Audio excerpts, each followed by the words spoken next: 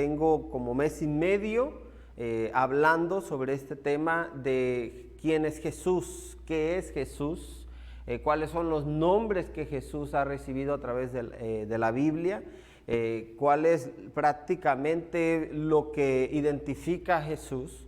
Aunque ya varios yo sé que tienen una idea que cuando escuchan este nombre nos referimos a todo lo relacionado al cristianismo. Hay gente que ha crecido y pues nunca tal vez han escuchado el nombre de Jesús. Ya cuando crecen, se hacen adultos, es cuando empiezan a, tal vez por curiosidad, investigar quién es Jesús.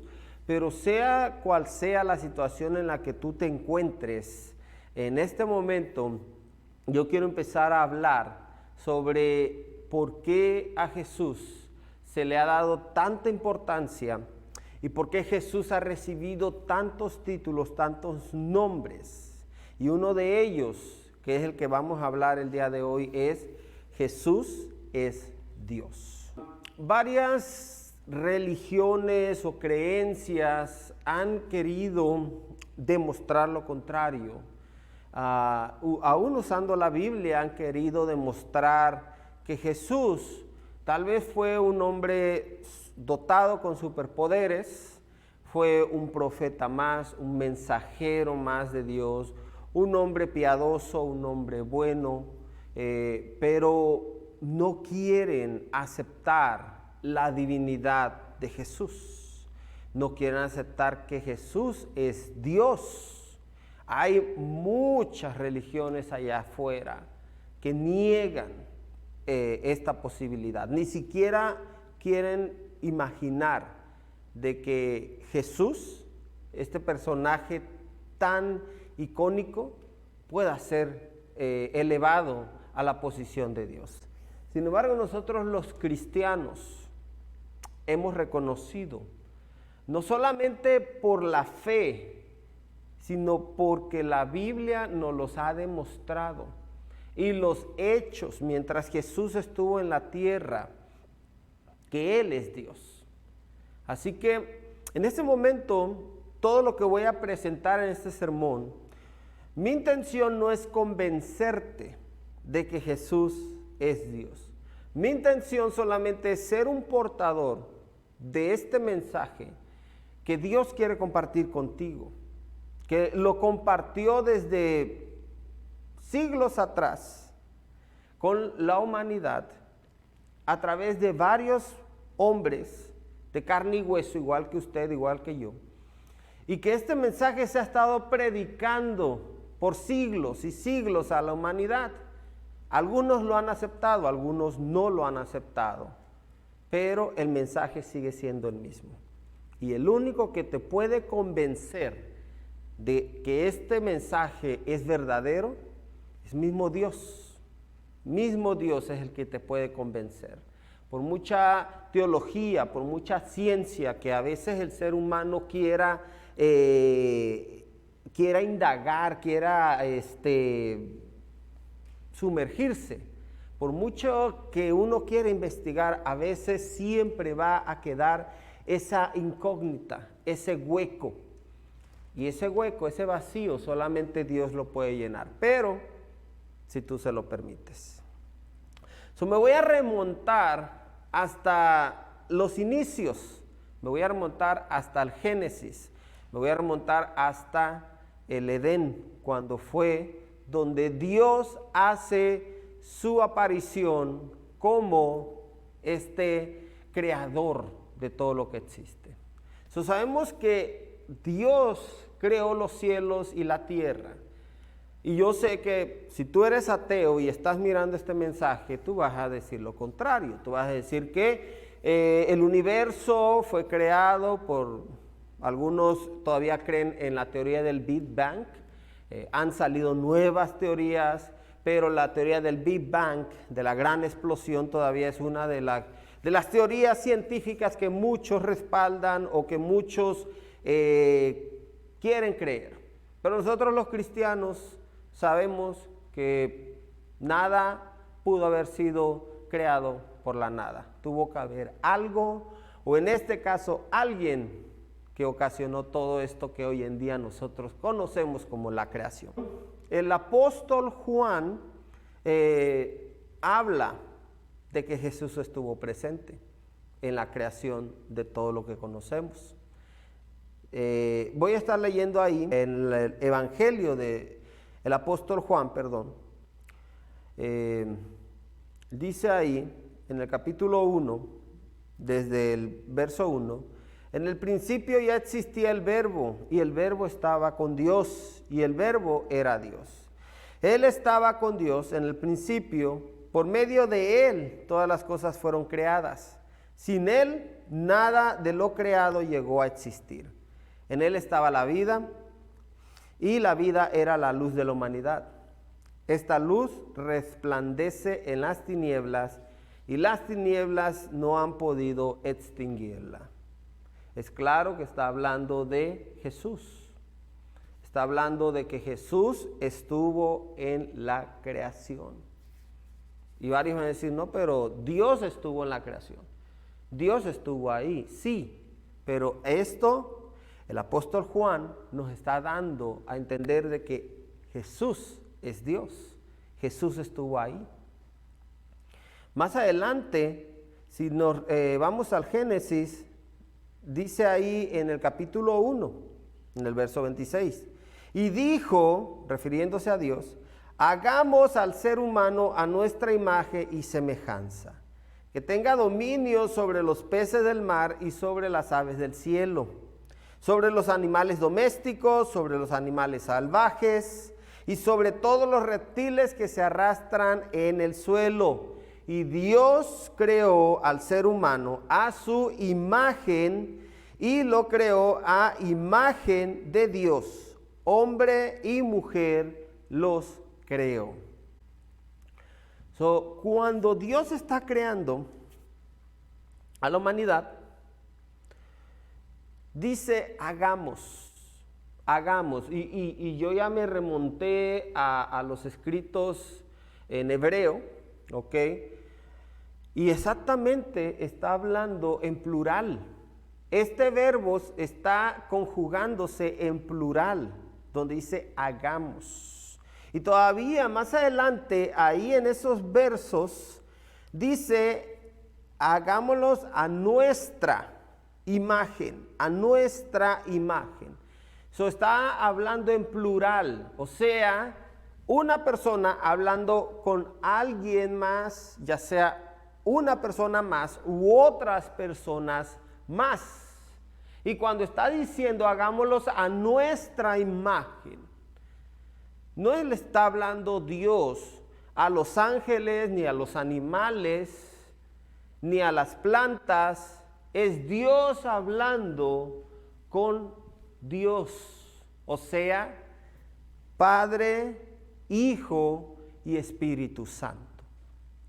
Muchos todavía batallan o debaten con la idea de la Trinidad, de un Dios trino. Y para yo poderles explicar todo esto, necesito remontarme a otros versículos que también respaldan la Trinidad. Prácticamente tendría que desviarme del tema al que yo me estoy enfocando en este momento, que es que Jesús es Dios. Pero si usted no cree en la existencia de este Dios trino, o si usted siempre ha visto que solamente es un Dios, Dios viene de la palabra Elohim, en donde está prácticamente hablando de más de una sola persona. Es como la palabra familia. La palabra familia suena singular, pero en sí estamos hablando de más de una sola persona. ¿Ok? Estas terminologías tal vez muchos no las pueden entender o no las quieren entender, pero en la Biblia, exactamente en esta situación, en este momento del Génesis, podemos encontrar a Dios interactuando con más de una sola persona. Porque Él está diciendo, hagámoslos a nuestra semejanza. Y si ustedes checan, si ustedes van a los escritos en hebreos, ustedes se van a dar cuenta que estos verbos están conjugados al plural. O sea que no está hablando una persona, no están conjugados en singular. Cuando Dios le revela todo esto, el libro de Génesis, a Moisés, y Moisés lo pasa a los israelitas, toda esta información, les queda muy claro a los israelitas que este Dios es un Dios trino, Padre, Hijo y Espíritu Santo, interactuando todos ellos tres para una sola misión. En este caso, crear al hombre a su imagen y semejanza. Durante el ministerio del apóstol Pablo, le escribió una carta a un grupo de creyentes localizados en la ciudad de Colosas. Estaba localizada en Asia Menor, lo que hoy en día viene siendo la ciudad de Denizli, en Turquía. Esta carta, Pablo pues se la manda a estos nuevos creyentes, y también en el primer capítulo de esta carta, el apóstol Pablo trata de explicarles a estos nuevos creyentes quién es Jesús. Trata de explicarles, dándole un mensaje bien detallado de que Jesús no solamente es un profeta, Jesús no es solamente el Mesías, Jesús no solamente es el Cordero de Dios o es el sumo sacerdote, porque estos son algunos de los títulos que Jesús recibió, sino que Jesús es Dios mismo. Y leemos ahí en el primer capítulo, en el verso 15 de Colosenses: Él es la imagen del Dios invisible, el primogénito de toda la creación, porque por medio de Él fueron creadas todas las cosas en el cielo y en la tierra, visibles e invisibles, sean tronos, poderes, principados, autoridades. Todo ha sido creado por medio de Él y para Él. Él es anterior a todas las cosas, que por medio de Él forman todo coherente. Pablo los está explicando más claro que en el agua.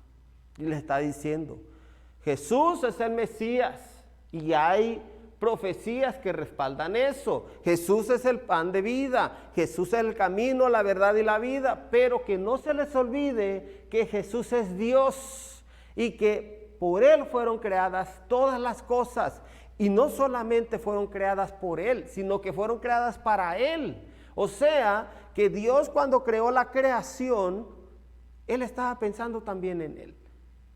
Él, cuando creó al hombre, que prácticamente podemos considerar que fue su obra maestra, la humanidad, lo hizo a su imagen. Se tomó el tiempo, se tomó la molestia de crearlo a su imagen y semejanza.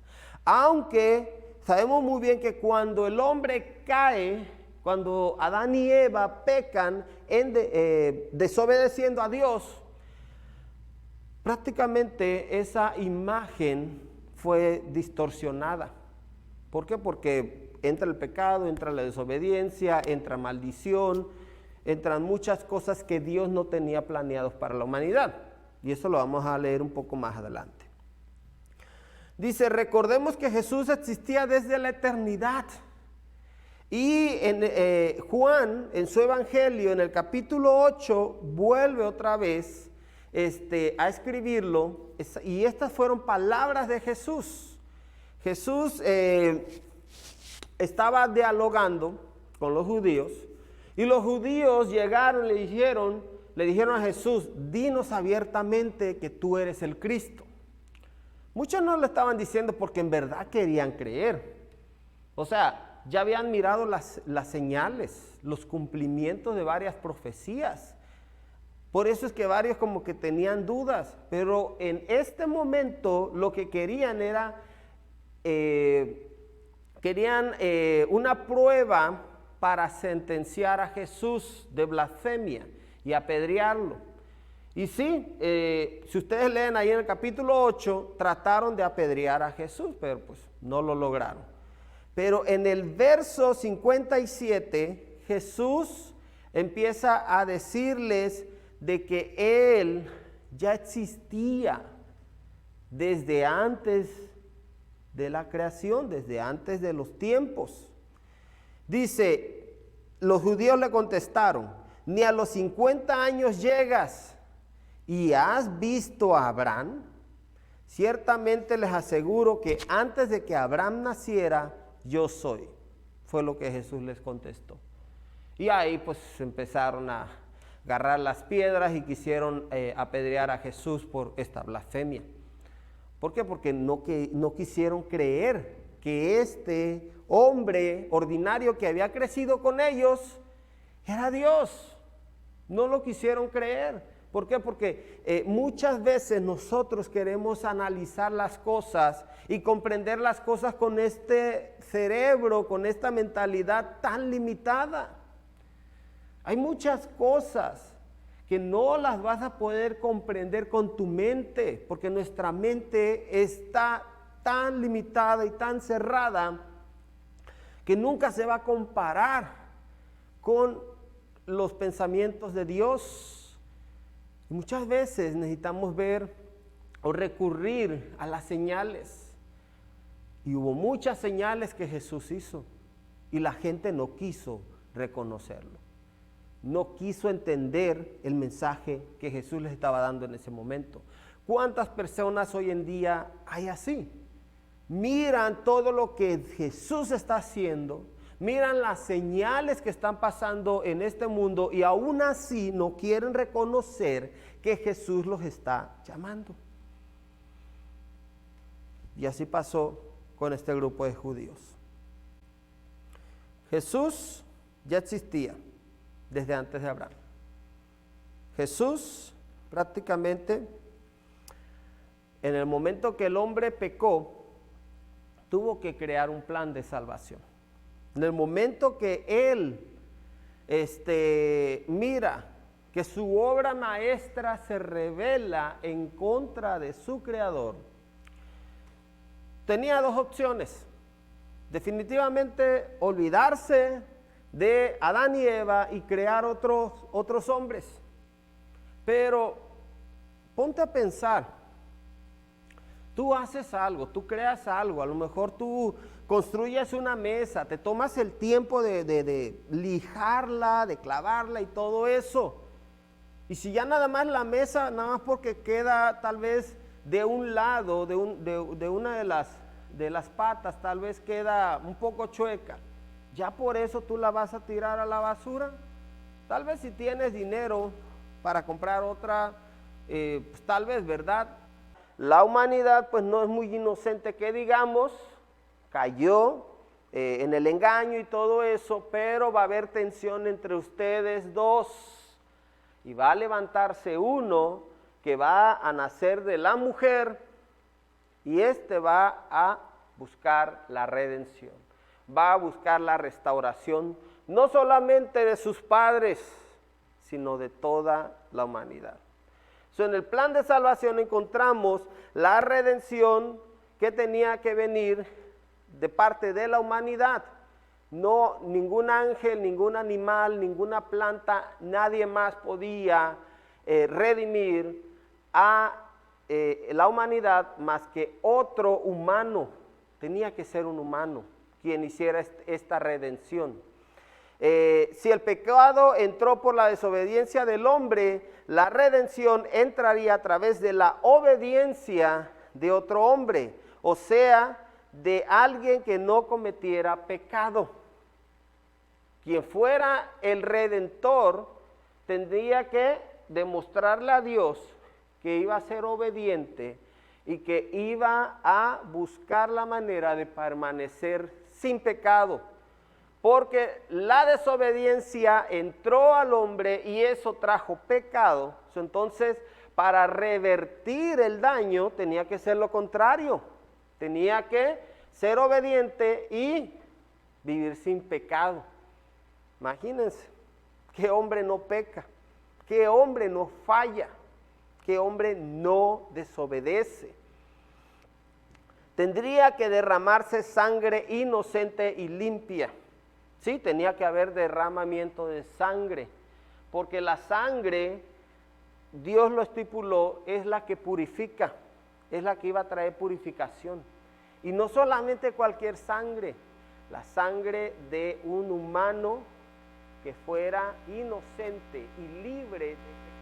Por todos estos años, él miró a ver si podía encontrar a un solo hombre que ejecutara este plan, el plan de redención. O sea, un hombre redimiendo a toda la humanidad. Miró y buscó. Hubo varias personas que tal vez como que calificaban. Encontró a Noé y a Noé se le dio esta oportunidad de que creara el arca que iba a salvar a algunas vidas. El plan de Dios es de que más personas se salvaran, pero pues no quisieron, Dios no los iba a obligar, Dios no iba a meter a la humanidad o a los hombres, a hacerlos caer en trance para que fueran como zombies y se metieran al arca. No, tenía que ser decisión propia. Y desgraciadamente solamente la familia de Noé obedeció. Sin embargo, ¿qué pasó? Después de que pasó todo esto del diluvio, se bajaron las aguas y Noé salió del arca, ¿qué fue lo primero que hizo? Emborracharse, perder el control, maldijo a su nieto. Entonces ahí podemos mirar que Noé no llenaba los pantalones, no llenaba los zapatos de aquel que tenía que ser el Redentor. Miró a Moisés, otro hombre que Dios usó grandemente. Moisés liberó a todas estas personas de Egipto, a todos los israelitas. Pero cuando Dios le dice, ve y háblale a la piedra para que salga agua, viene y le pega a la piedra. Ahí Dios miró de que algo tan sencillo no lo pudo obedecer. Miró a David, miró a este pastorcito que después Dios lo levantó y lo puso de rey. Pero una vez que David era rey, ¿qué pasó? Codició a una mujer casada, fornicó con ella, adulteró con ella y todavía manda a matar al marido para que ella quedara libre. Ahí podemos mirar otro hombre que a pesar que hizo cosas buenas delante de Dios, pero también pecó. Salomón fue otro que Dios le dio reinos, le dio riquezas, pero tuvo tantas esposas y varias de ellas eran idólatras, no conocían a Dios, no servían a Dios, desviaron a Salomón. ¿Cuál es mi punto aquí? De que Dios estuvo buscando el que iba a ser el Salvador. Estuvo buscando entre los hombres a alguien indicado que pudiera tomar ese lugar, pero no los encontró. Dios no encontró a ningún humano y a Dios le urgía que la humanidad fuera restaurada para hacer las paces con Él, para que la humanidad volviera otra vez a tener esta armonía con su Creador. Dios buscó por todos estos siglos entre los humanos y llegó un momento en que se tomó la decisión más importante de la historia de la humanidad. Fue cuando Jesús, el Verbo de Dios, dijo: Padre, heme aquí, envíame a mí.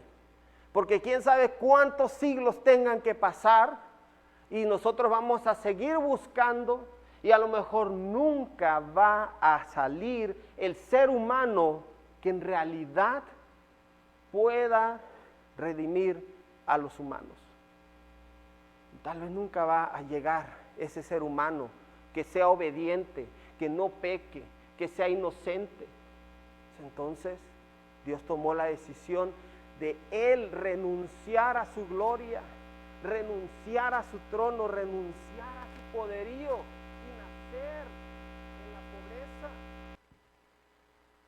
yo lo que quiero es que tú entiendas en este momento que Él quiere restaurarte, quiere restaurar esa amistad contigo. Y tú tienes que buscar la manera de acercarte a Él, viniendo a una iglesia, agarrando la Biblia, estudiando su palabra. No sé, hay muchas formas, hoy en día hay muchas formas para acercarse a Dios. Pero no te quedes fuera del arca. Jesús es el buen pastor. Él es el camino, la verdad y la vida. Él es el novio que está esperando a su novia a ser restaurada para vivir felices por la eternidad. Él es Dios, el Dios que renunció a su gloria para venir por ti. Espero que este mensaje haya llegado a tu corazón. Espero que este mensaje pueda hacer un impacto en tu vida. Y ruego al Espíritu Santo en este momento que Él sea quien toque nuestros corazones para poder nosotros entender que necesitamos de Él. Vamos a orar en este momento.